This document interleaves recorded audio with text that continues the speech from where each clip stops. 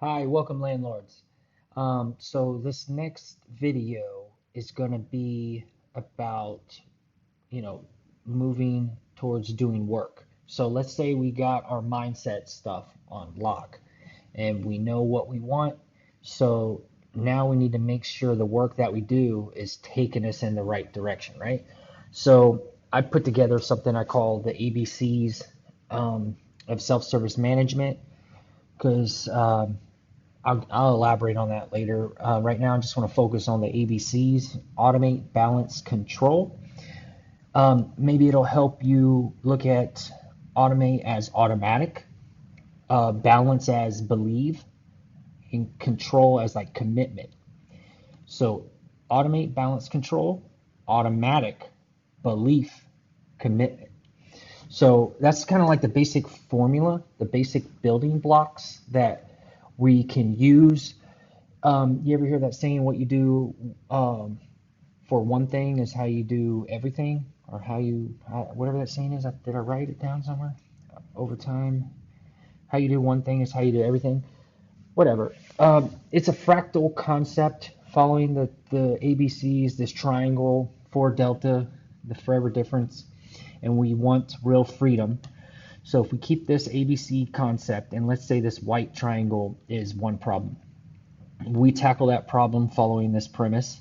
Then we tackle another problem, and we stack three different problems, and we've just formed another triangle. It's a fractal concept. Like if you zoom in or zoom out, it's the same principle of what you see. And do the same thing. Insert that three-part triangle into, um, you know, two more three-part triangles, and you stack those, and now you got three-part triangles stacked up, and you know what I mean? And then as you approach individual problems over time and you follow a principle that's taking you in the right direction, before you know it, you have a whole entire business that's built on automate, balance, control, or automatic, belief, and commitment. The reason why I like the belief and commitment is because you have to believe that this stuff is possible. If you don't believe it, you can't be committed, and you have to have the commitment aspect because you can't give up. You got to keep going, stay true to the path, don't forget. And the automatic stuff and the automate stuff is you can't do everything, so you need to be able to step away and have the system kind of carry some momentum, and then you can step back in. Hopefully we'll get more into that. I forget the slides. I'm just kind of going as I see what I prepared. So how do you get real freedom as a landlord? The fractal concept, I already went over that. Over time, this helped me develop what I call the self-service management. And I'm not going to get into that right now, but basically you can't do everything, and you can't have a property manager do everything. So you need to partner with the tenant, and they can help themselves. So we've heard of self-service checkout and self-driving cars, and Google doesn't even have customer service. Everything you got to go online with FAQs and blogs to, self-serve yourself, find your own solution, figure out the problem, and with the resources they give you, and handle it on your own. It's more efficient that way, and it's more of a system. So we'll get to that later. And this came after 10 years of managing my own rentals from Iraq because I wasn't readily available. I couldn't do the work, so I had to figure out workarounds. And you'll never know what you're capable of until you are put in a position and you rise to the occasion and you overcome it, and it's kind of impressive when you look back and like, whoa, I didn't know I could do that. I would have gave up before I even started if I knew what I was getting into. But um, I don't know. So let's do some examples here. Following like a scientific approach, you test and you know what passes, that feedback loop I showed you in the other video. Where if you haven't watched the first video about mindset, you should watch that before you watch this. But let's say e-locks and keys, like versus a physical key. So how do you approach that? I mean, there's so much information online and it's overwhelming. It's like, but what premises do you use to base your judgment off of? Like, how do you know what is good? Like, it's what one thing is good to somebody could be horrible for another person. If you're following the ABCs, like I've done over the years, how I approach e-locks. So first off, I had keys, and I remember I had a bunch of keys in my safe at home, and I had lanyards and tags, and I was trying to make it really organized and everything. And I was home on vacation. I think I was going to Tampa to visit my family, and I was going to stop by a rental. So I had intentions of going into that rental, but I forgot the key back in Orlando. So I'm like, okay, this is not going to work. And then I was like, let me investigate and look into these e-locks. And if you're super cheap and you're only worried about saving money, you'll never consider this. So you have to know, what are we doing here? I want freedom. So I want real freedom, and I don't want to work harder. I'd like to work smarter. So, okay, let me explore these e-locks. All right. And then now there's so many different versions. There's some that are touch screen. There are some that have buttons. And there's two different versions that control the bolt that I know of. One, once you put in the code, it disengages the bolt and you physically can turn and unlock it, which is good for conserving battery. And then there's another version where you put in the code and it has a motor that manually turns the bolt and unlocks it. And then some offer a backup key, a physical key, and some don't. Other than that, there's all kinds of varieties of looks and styles and colors and everything too, but I need something that automate balance control. So, and also you don't want to be at extremes too, because sometimes you tie them into a smart house, you need to have the Wi-Fi password, and you have apps on your phone, and that's like too much. And you need to keep control too. So there's a balance here. You still need a key. So I went with one of the versions that actually have a physical key. The only difference is I do not give the key to the tenant. The automate part is I give the code to the tenant, and I provide videos that they can watch that show them how to operate the e-lock, how to change the batteries, and how to change the code if they want. And I also have my own internal videos of how I remind myself how to wipe it out, add a new code, so I can get somebody else to reprogram it and add a new code when the tenant leaves, right? And that backup key is mine, and I need a system. I need some balance. I can't have it only dependent on me and my safe in Orlando. So I remember when I was stationed in Alabama, there's a lot of hunters, and they had these like blocks that were made to put a key inside of it, and it was like it had a code, a combo, kind of like the realtor has the lock boxes on the doors, but it's not so obvious that it's hanging on the door. They actually can lock it up out in the elements and hide it in some places, and they know where it's at. They go unlock their key, and then they can use the key to open their tree stand and do hunting and stuff in the woods. But that principle is kind of what I do. I take I test stuff. So first off, I bought more e-locks than I probably should have. Tried out multiple versions. Then even with that comes to that lockbox, the Hunter's version of it. I bought multiple versions of those, and now on the premise on each rental, I have one of those backup keys locked up somewhere that I know. And in the event the batteries die or the tenant doesn't give me the code, I have a way to override that with a physical key, so I keep the control. That's how I approach just one aspect of the business with e-locks, okay? Now, that's like a fractal, like that's just one triangle. Now when you say, okay, how do I handle home warranties? All right, do the same testing type of thing, dive into the details. And I'll do more on each individual thing in future videos, but right now the concept that I want to focus on is before you do the work, you've had the right mindset. Then when you do work, make sure you're following a basic formula for everything you do, so you know you're moving in the right direction. So like rent increases, how do I approach that with the ABCs? E-signatures, e-forms, passwords, accounts, maintenance and repairs, liability, insurance, estate planning, So you're getting a sense of the lesson that I'm trying to teach. So my goal here is not to save money. If it was to save money, I would approach every problem with how do I spend the least amount of money. So I'm going to have to do more work. I know some people that they have different locks that replace the cylinder. They can pull out their cylinders and swap them between different properties. They have a whole bunch of keys and they have their own systems, and they're motivated, and they're my side bias is like, I need to save money, and what I'm doing is exactly what I want, and I'm saving money, and that's the most important thing. So their big picture must be, the more money they save, the better it is for them.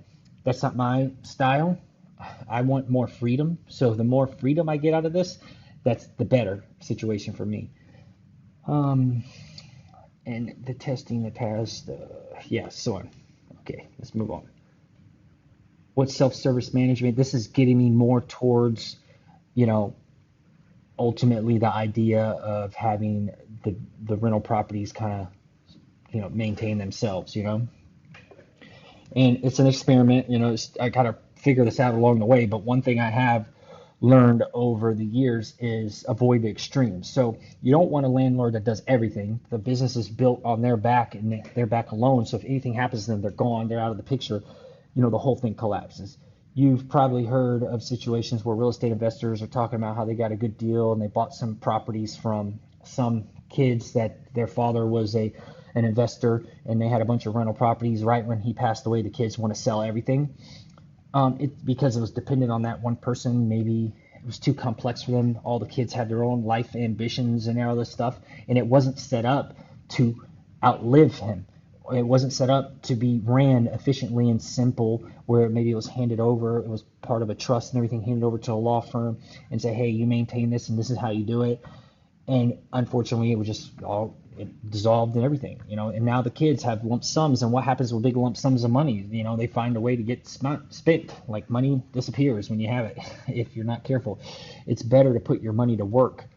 And it makes me think of a book that I listened to, The Richest Man in Babylon. I love that. Yeah, if you haven't read that book, you gotta read it. I could go off into a tangent with that one. But anyway, so you don't want a landlord doing everything, and you don't want to be a landlord that does nothing and you're detached, because you're at risk of kind of be like, my heart's not in this. Problems come up. You know what? Get rid of it. I'm out of here.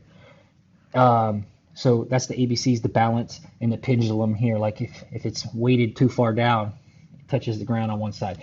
But as like a forever landlord, following the 4 Delta principles and stuff that I'm kind of harping on, you can stand here and you can keep it balanced, right? But with the automation part, you can step down and the system can maintain itself until you can step back and intervene. That's the part of control. You need to be involved. You cannot be completely detached.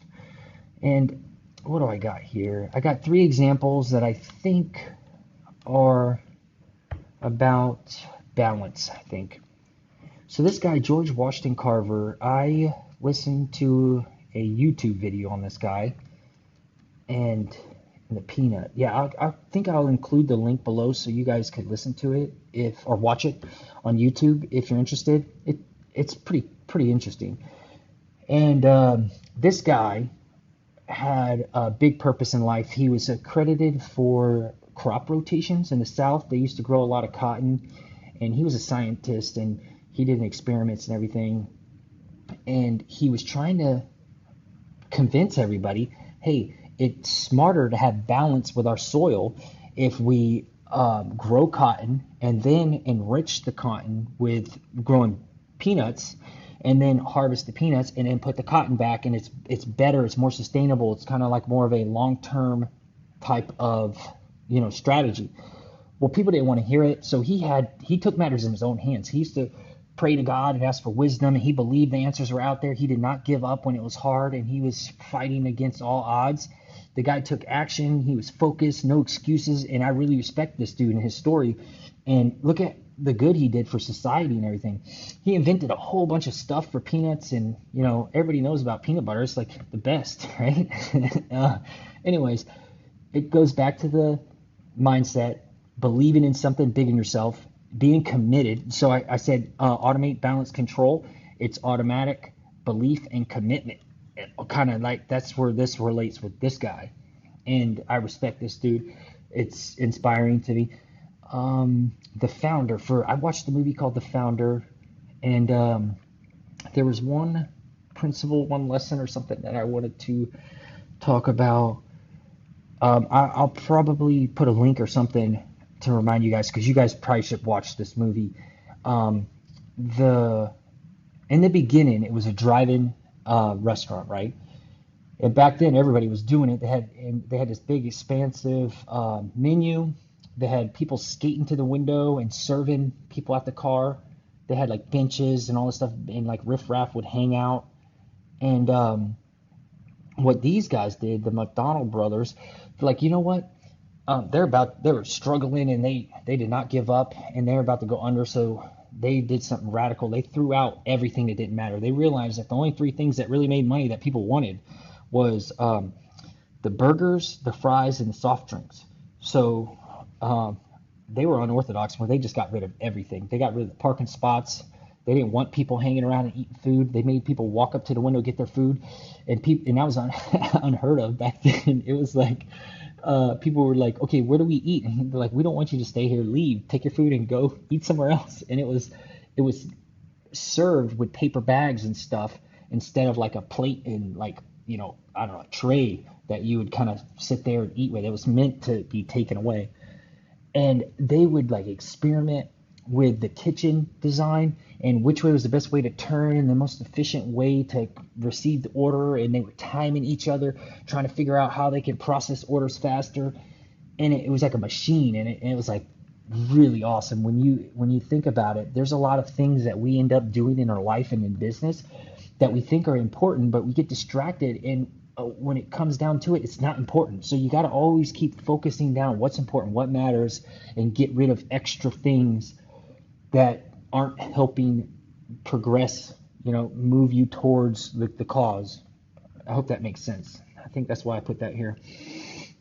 And Gay-Lussac's law, what was I going to say? In a fixed container, the pressure increases proportionally with the temperature without a way to vent. Okay, yeah, I know what I was going to use this as. So what this is saying is, like, that's a pot and it's on the burner, and it's a fixed container with a lid. So as you increase the heat, the pressure inside increases proportionally equal until it gets to a point where it's going to explode or pop the top off, unless you can vent it. So what that makes me think of is a landlord. We're only capable of doing so much. So unless we have ways to vent, the excess pressure that builds up. So it's important for us to not get in the habit of trying to do everything and think of our businesses like a system like this where it builds up and you need a way to vent it, and you're not just like reaching capacity and then exploding and can't handle it and just say, I'm gonna sell everything. This is a mess. I can't take it anymore. So that's ultimately what I'm explaining here. Okay, so what else? The plain vanilla business advantage. Okay, I know where I'm going with this. So there's lots of scams out there, and unfortunately, there's rental tenants that get burned. And a lot of mom and pop landlords, the way they behave, it's easy for scammers to copy that and rip off and scam other tenants that are legitimately, good, honest people trying to find a place to live, and these scammers are doing something horrible. And we can prevent that as landlords if we act more professional and we carry ourselves and we do business behaviors. It's harder for the scammers to copy us, and it gives the tenants more peace of mind that they could trust us and we are a replicable business. And that goes back to like the website and why it's important to be legitimate and have a storefront online, a digital footprint, because everybody nowadays is online. So be professional. What do I got here? Business banking with an LLC, a website with a .com domain, an email like support@yourdomain.com, toll-free number, something, it starts with 888-844, or like maybe even a vanity number, something that spells something like 888-844 rent, something like that. Professional voicemail, well-spoken person on the recording. Listings on free platforms like Craigslist and Facebook and stuff, that's not the most professional way to go about it. I know some people don't. They're so like there's some mental block. They're like Zillow charges like $10 to list a listing, and people are like, I'm not using Zillow. They charge money. But do you realize that in itself scares away a lot of scammers? Like they're not on Zillow, and the people there are happy to be on Zillow, and it's a well-run organization. Like I remember a long time before Zillow had charged, I have a circle area around my markets, and I monitor the locals, other rental properties and stuff. And I remember seeing a unit go for rent nearby mine, and I knew that property. I was like, what? That's way below market. And I was like, I need to call this landlord and tell him they're making a mistake. So I called a number that was listed, and it goes to an automatic infomercial type of style phone number where it was like for cruise liners, hit 1 for this package, hit 2 for this. And I was like, what is this? And then I looked at the photos again, and I'm going through my records trying to figure out what this is. And I saw what happened. The scammers copied all the photos, made their own listing, and gave their own information. And they're trying to get people to submit applications. They take their money, and then they just don't talk to them anymore. It's horrible. But by Zillow charging for the listings, these scammers like, no, they're really cheap. They don't want to spend $10 to make the listing. And then also, if you are going to have photos, I think I got it here, use a watermark. It's more official, and it's harder for the scammers to rip your photos off. um yeah, if your rents are not current market rent, that's a red flag. And then also, if you're asking for payments with Zelle, Cash App, or crypto, that's another red flag. Some of these behaviors that mom and pop landlords do, they're actually discouraging high quality tenants. They're scaring them away because the best tenants these are going to be red flags for them, or maybe tenants that were burned, they know better. They're like, I'm not messing with this again. I learned. Yeah, it goes back to what problem are you solving and how do you know what matters. So if you're solving for a big purpose, commitment, long term, and you want and you care about your tenants and stuff, you're going to take this serious. But if your heart's not in it, you don't care about the tenants, you are probably not going to have this property very long, and you're just trying to wing it and get through. Yeah, this is not something that you probably want to hear. You probably don't like the whole idea of this and spending money to buy a domain and have a website and what. But there's shortcuts to all this and ways you can save money, and it's not as expensive as you think. And also, it's a business expense. You could write it off if you're. And the IRS doesn't want you to commingle personal and business expenses anyway. So like, if you try to write off a business expense, but it's kind of associated with some of your personal stuff, that's a red flag. You can get in trouble for that. If you're audited. Forever difference, real freedom, ABCs. Where was I going with that? I don't know. Business infrastructure provides better service, being official, preventing rental fraud and consequences. Okay. Before I get to that letter, I'll just say social validation. You should get some business reviews, some testimonials, be accredited with the BBB. This is a letter from one of my tenants a long time ago that he mailed in, and I check my mail with an app, and I could read, they scan it for me, and I can read everything. And then if I want to request something, I can have them send it to my personal address, because you don't want, me personally, I believe you don't want your tenants knowing your personal information and where you live and your address and stuff like that. It's good to keep that separation. So I requested this to be sent to me, and I always remember that he wrote it in. He thought I was an employee for a big business or something, and he wanted to give me some recognition. He doesn't know that it's just me running it. My wife was helping me back then, but she doesn't help out anymore. She quickly kind of learned this was not her passion and she doesn't like it. So that's also what helped me learn over time. I need to figure out ways to do this and make it super efficient and easy, Okay, so I got some action items here. I think that's the end of this video. I guess please invite other landlords if you know them. Please share the 4 Delta intro, and give me some feedback. Like I kind of feel self-conscious here. I've never done anything like this. I don't know if it's helping, and I would love for you guys to let me know what's going on and what's good, what's bad. How can I improve, and like the videos, any feedback would help. I appreciate it. Thank you guys so much. See you around.